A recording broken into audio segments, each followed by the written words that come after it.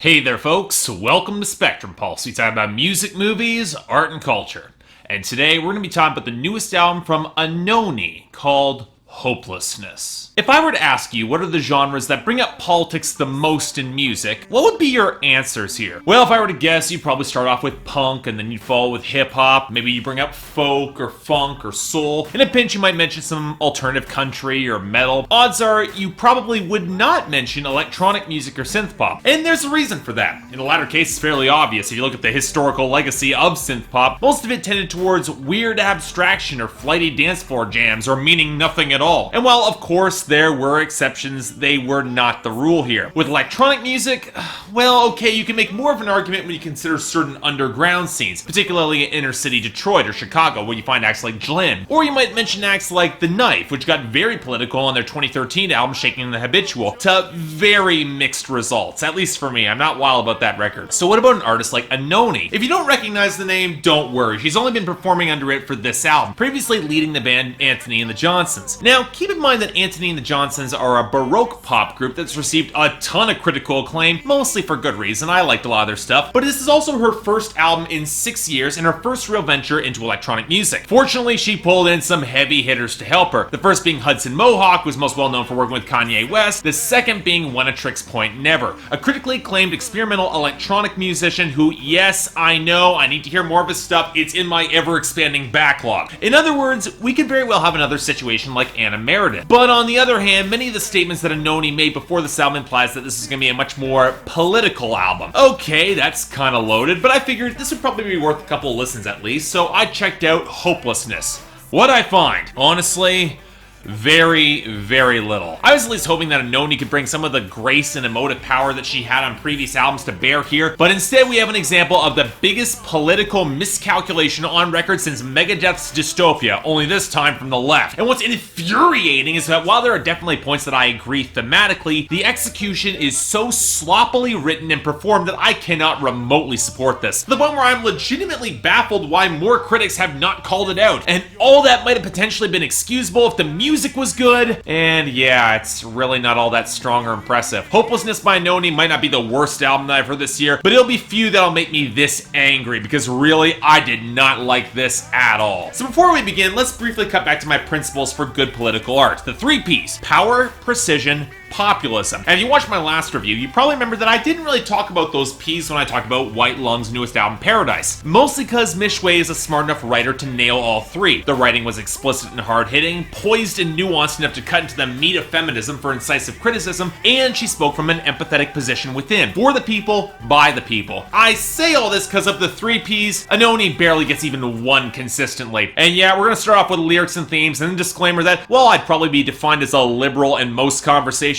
I'm also more on the libertarian side of that spectrum instead of authoritarian, and that means I got no qualms criticizing liberal viewpoints, especially when they're presented this badly. And we got the mother load here, as ANOHNI apparently took the Spike Lee approach to politics and started spraying talking points everywhere with little tact and even less nuance. And the first point that has to be raised right out of the gate is the title of this album is apt in describing the mood of the writing, mostly in that it's very nihilistic. ANOHNI believes that we as humanity, specifically the United States, men, and Obama in particular, have doomed ourselves and we are a virus on this planet Earth, to the point where she doesn't care anymore about anyone or anything. Now, let me give her some credit and say that this cynicism is not without precedent. The Dadaist movement that started right after World War I was built on that sort of cynicism and set itself up as anti-art, that the humanity that enacts such grievous tragedies in the Great War had no inherent value. But you want to know the difference between that and this album, beyond the fact that I find general privileged nihilism such as what's displayed here on world issues completely disconnected from reality and really kind of offensive? Dadaist pieces were often exercises in nihilistic indulgence, in irrationality, the only message coming in their existence itself, whereas this album,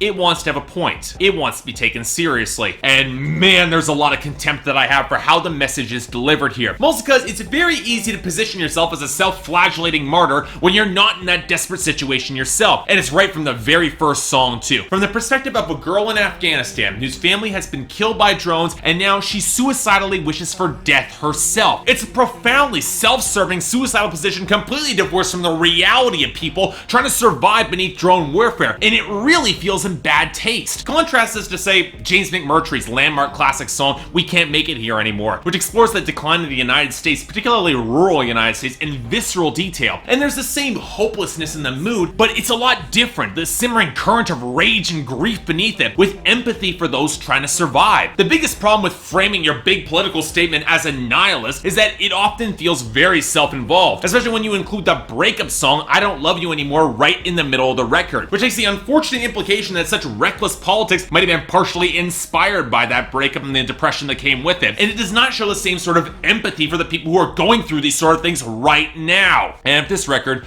was remotely interested in engaging with the politics, that would be one thing. But it's also content to paint with a very broad brush, where such political scenarios, they aren't so cut and dry. Now I hope by inconsistencies and metaphor across this album. On the anti-death penalty song Execution, she rails against a policy she knows is diminishing by comparing us to nations who execute more indiscriminately. And yet, at the end of the album on Marrow, she claims that all the world's nations are being Americanized. You really can't have it both ways here. At least the tracks about climate change, like 4 Degrees and Why Do You Separate Me from the Earth, while I might find the delivery pompous and really kind of insufferable, it's at least a clear issue you can address here. Whereas drone warfare, surveillance, whistleblowers, globalization, and the president himself, they demand a certain amount of complexity if you want to be taken seriously. The track titled Obama is particularly obnoxious here. What, you're disappointed with the president? So am I! But that's because he didn't whip together his party to slam forward a legislative agenda where he had majorities in both houses, or because maybe he fell in line with business interests that watered down bills that could have driven more societal change. Admittedly, that's a level of nuance that this record can't approach lyrically, and I wouldn't really even expect it to. But instead we get this melodramatic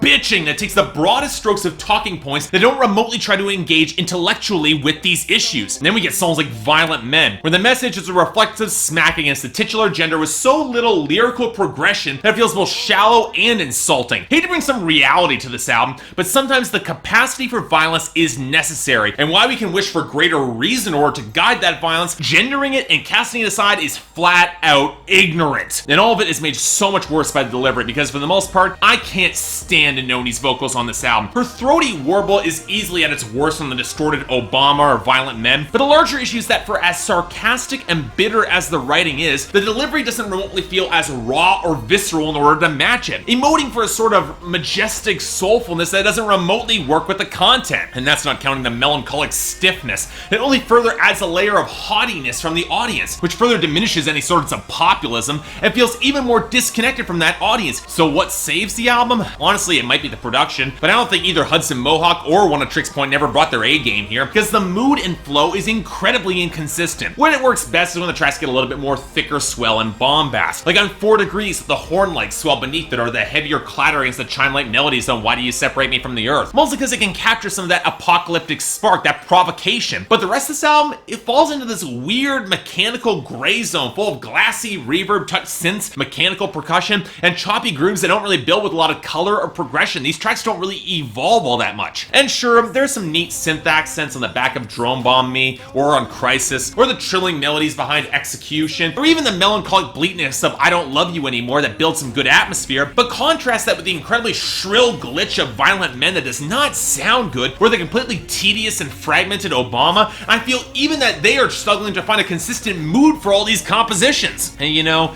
that kind of makes sense, because for as much as Hopelessness is trying to spur some sort of action, its methods are incredibly confused and really poorly executed. It wants to play the apocalypse prophet, but the instrumentation has nowhere near the thunderous impact in order to match it, especially when the shallow sarcasm of the writing doesn't really match ANOHNI's pompous delivery. What it reminds me more of is an album that wants to espouse a bunch of talking points, has all sorts of opinions, but isn't willing to dig into the complexities or engage with anyone beyond pointless, self-obsessed nihilism, who wants to make the world's issues all about them instead of showing empathy or trying to actually find a real solution. And if that sort of character study was the point of this record, well, congratulations on characterizing the first person I'd leave behind when the floodwaters come, but it doesn't make the music remotely tolerable, and I get the unfortunate feeling that that was not ANOHNI's intent from her interviews. As such, this album wants to be provocative. I got my response. Very light 4 out of 10, really just for some decent production. I'm not giving that much credit, and not a chance in hell I'm recommending this. So yeah, this album might have provoked provoke some sort of reaction from me, congratulations, but I'm fairly certain that's not the one that was desired, because this album